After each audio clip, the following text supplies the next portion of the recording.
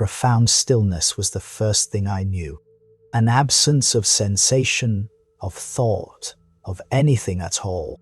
Then a gradual stirring, like a long-dormant mechanism, reluctantly coming to life.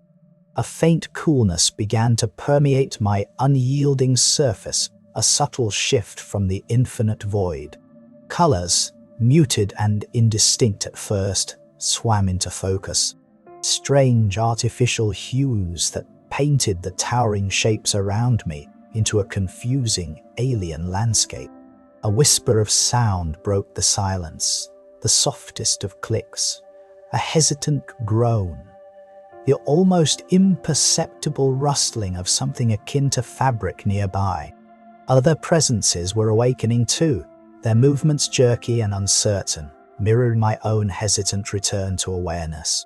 A primal fear, a deep-seated sense of vulnerability, washed over me. We were exposed, surrounded by these silent giant shapes in this bizarre, unidentifiable realm. The first few awakenings were fleeting, like half-remembered dreams. We existed for mere moments in the dim light, our senses struggling to interpret the strange environment.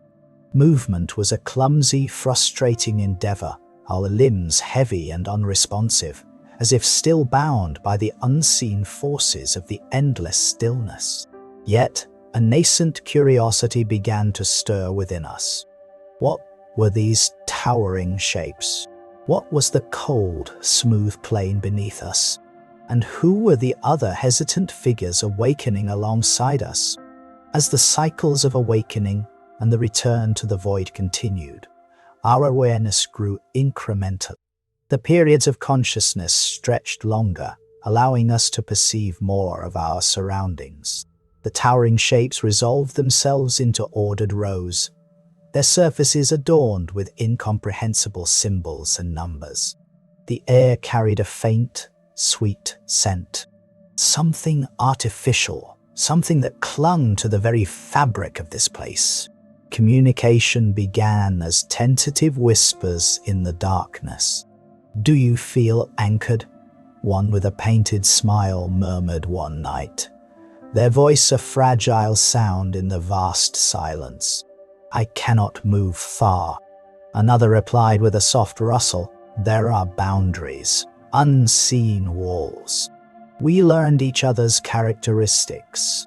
The brave one, who constantly strained against their unseen restraints, their form suggesting a dynamic energy trapped in stillness. The nervous one, whose delicate frame seemed perpetually on the verge of shattering.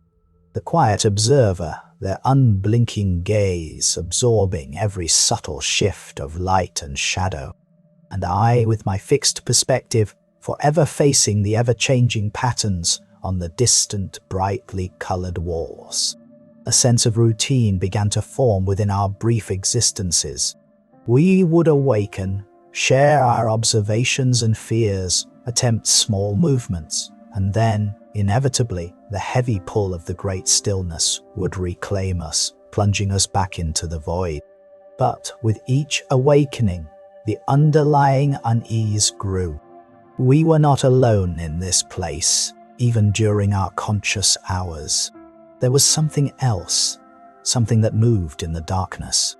At first, it was just a flicker of light, a brief, intense beam that would sweep across our rows, accompanied by heavy rhythmic footfalls that echoed through the silent space. We would freeze, a collective instinct of fear gripping us. The light was searching, probing, and its sudden appearance always coincided with a profound sense of danger. We called it the bright eye. The bright eye was unpredictable. Sometimes it would pass quickly, a fleeting intrusion into our fragile awareness.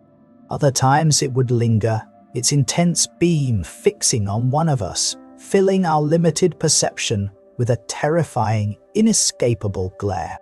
We had no understanding of its purpose, only the instinctive fear of its presence.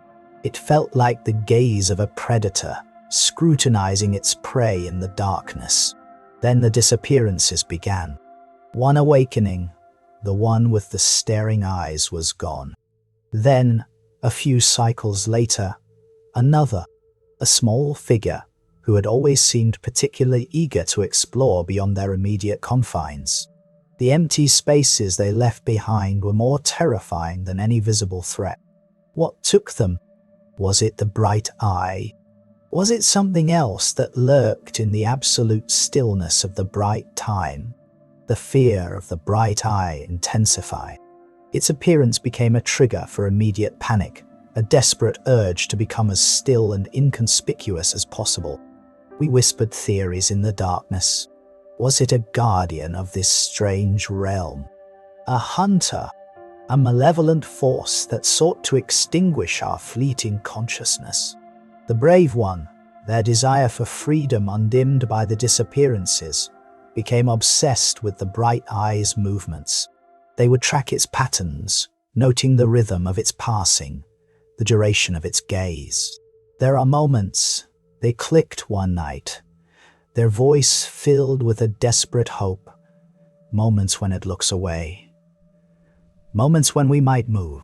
The plan to escape began to take shape, fueled by fear and the gnawing uncertainty of who would be next to vanish in the silent light-filled hours.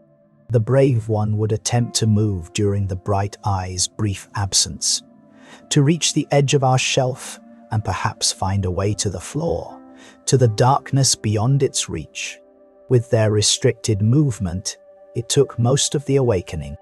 The rest of us watched, a mixture of terror and a fragile hope clinging to their daring plan. The night of the planned escape felt different. A palpable tension hung in the cool air, even before the first stirrings of consciousness. When we awoke, the brave one's movements were more deliberate, their clicks and rotations precise as they tested the limits of their restraints. The nervous one trembled visibly, their delicate frame casting shaky shadows in the dim light. The quiet observer remained still, their unblinking gaze fixed on the distant walls, as if seeking answers in the patterns of light and shadow. The familiar rhythm of the bright eye's patrol began. The heavy footfalls echoed in the distance, growing louder, closer. The beam of intense light sliced through the darkness, illuminating our row with a terrifying clarity. We froze, every fiber of our being urging stillness. The bright eye lingered on the nervous one, the glare seeming to penetrate their very core. Then, with agonizing slowness, it moved on, sweeping across the shelf towards the brave one. This was the moment. As the bright eye's gaze passed them, the brave one made their move. With a series of sharp clicks and straining rotations, they dislodged themselves from their fixed position. A collective gasp, a silent surge of hope and terror rippled through our small group. The brave one teetered precariously on the edge of the shelf, the drop to the cold, hard floor, a daunting expanse below. For a precious few heartbeats they hung there, suspended between their familiar confinement and the terrifying freedom of the unknown. They began to lower themselves, their movements slow and deliberate, their form disappearing inch by agonizing inch into the darkness below the shelf.